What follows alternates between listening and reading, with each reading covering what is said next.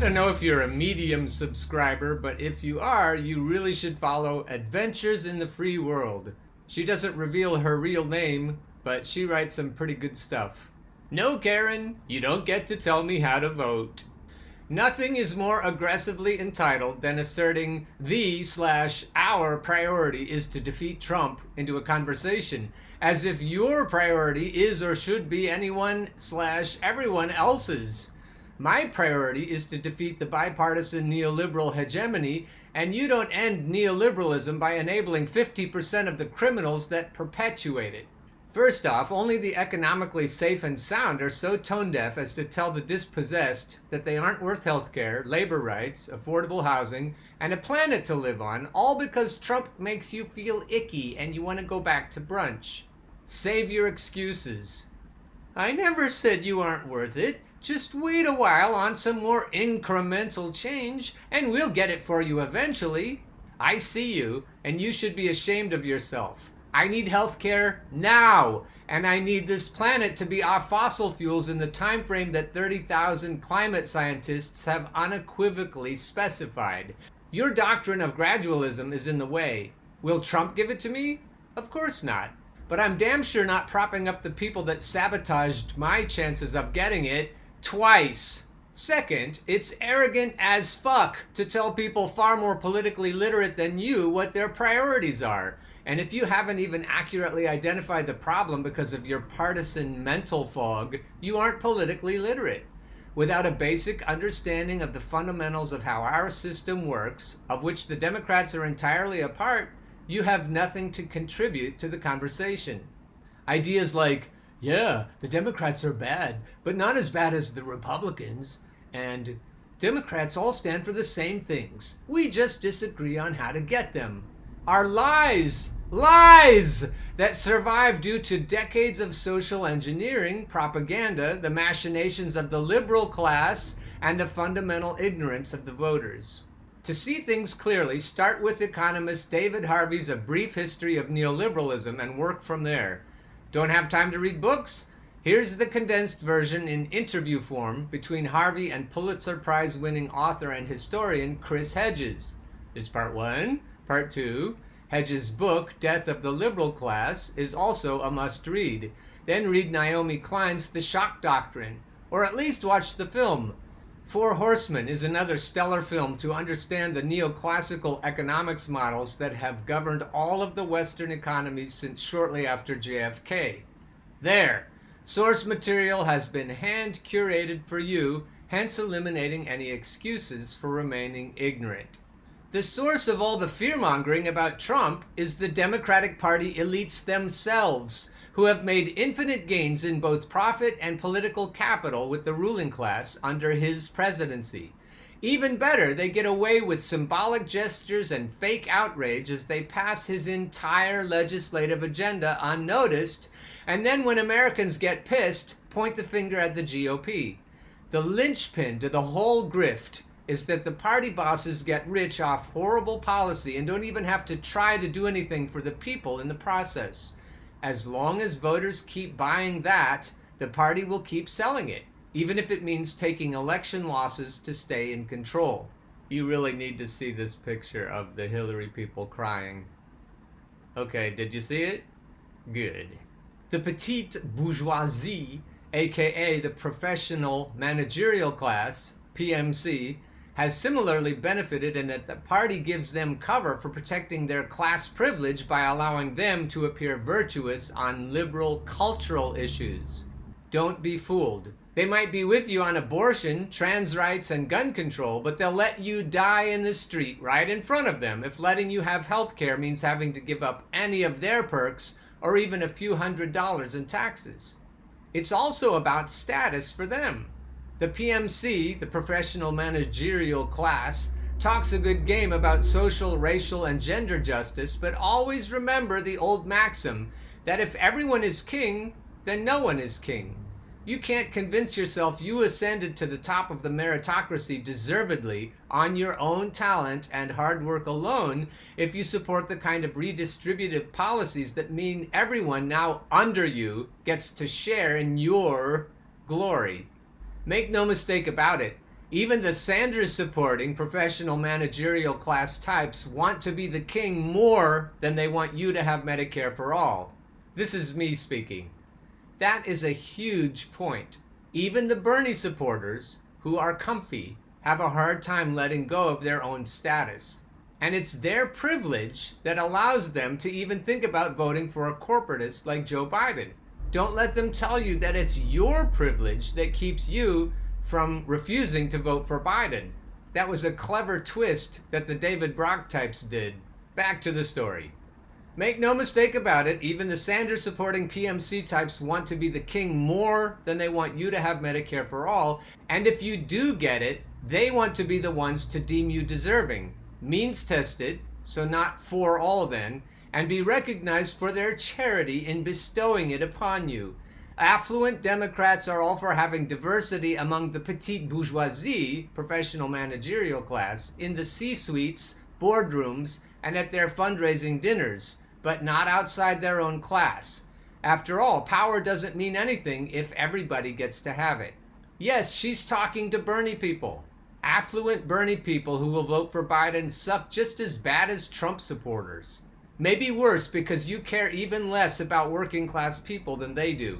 The reason this fear-mongering works on the voters is because they've been gaslit into believing Democrats are the good guys, or at least the lesser evil, and for complicated psychological reasons, they refuse to confront the possibility that both of these beliefs are completely divorced from reality. Take the deification of Obama, then add a bunch of 1950s McCarthyism on top of it, and 5 years of Russia hysteria papers over all the rest of the party's chicanery. There's an old con artist maxim that says, if you can't identify the mark, you are the mark. When someone tells you Rachel Maddow, who got paid $30,000 per day for 5 straight years to foment Cold War 2.0 on national media, couldn't be any conflict of interest there, could there, is their personal hero and or information source, you're talking to someone that hasn't identified the mark. You'll never get them to admit it, even after pointing it out. After all, they probably have more letters after their name than you do, or at least more money. But I digress.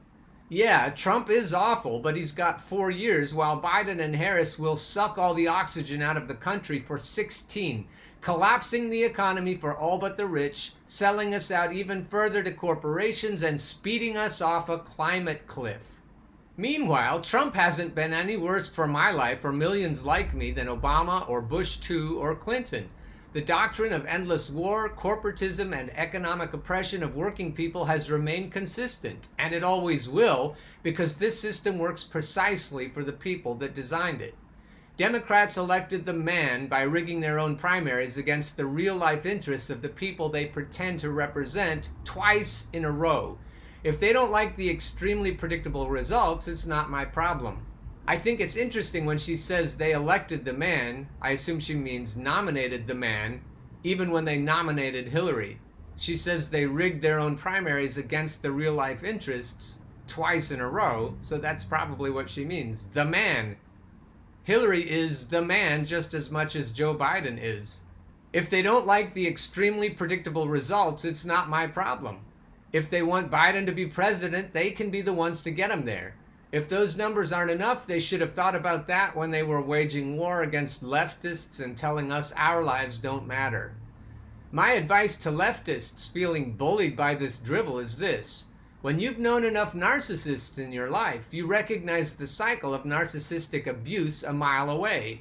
Gaslighting, triangulation, projection, blame shifting, word salad, logical fallacies, and gish gallops, and anything they can do to assert their imagined superiority and make the people they are attempting to manipulate look/feel inferior.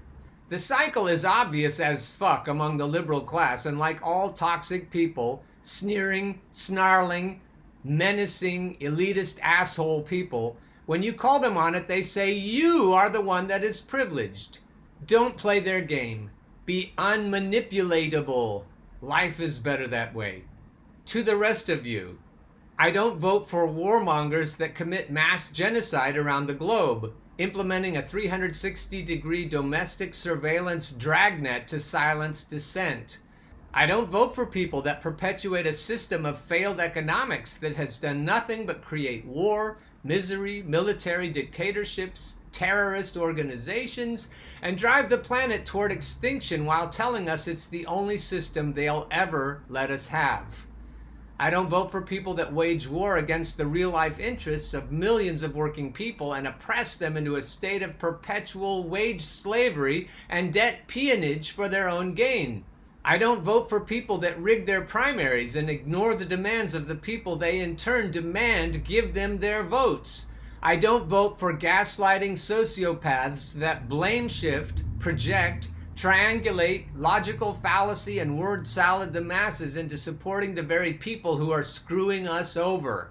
I don't vote for people who haven't done a damn thing for me since the day I was born and have proven 1,000 times that they never will. I don't vote with people who use Bush-era, if you're not with us, then you're against us nonsense.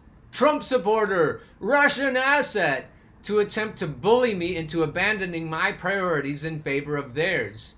I don't even vote with people, some of whom mean well, whose historic amnesia has them still believing the myth of vote blue first, then pull the party to the left, despite having been handily disproven for 7 decades. We all know Einstein's definition of insanity. And I sure as hell don't do the bidding of voters who feel their position in society is to be a governing class over me, telling me what I do and don't deserve and do and don't get to demand from my government, then telling me I owe them my vote.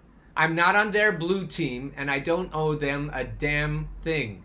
That's the condescending, snarky part that I get over and over.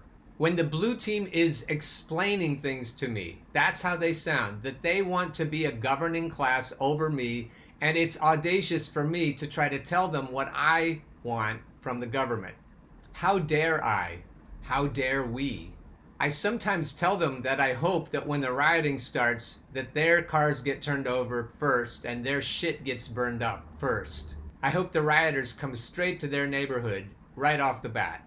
I'm done with the Democrats, and I'm done with their shitty voters. Not just their shitty candidates, their shitty voters.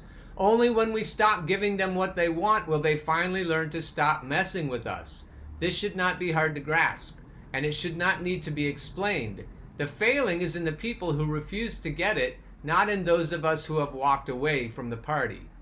So speak to the manager all you want, Karens and Chads, or whatever we're deciding to call the male version of the world, but before you open your mouth, bear in mind that the only necessary response to people that don't have any interest in my well-being, when they in turn demand I support theirs, is, "Who the hell do you think you are?"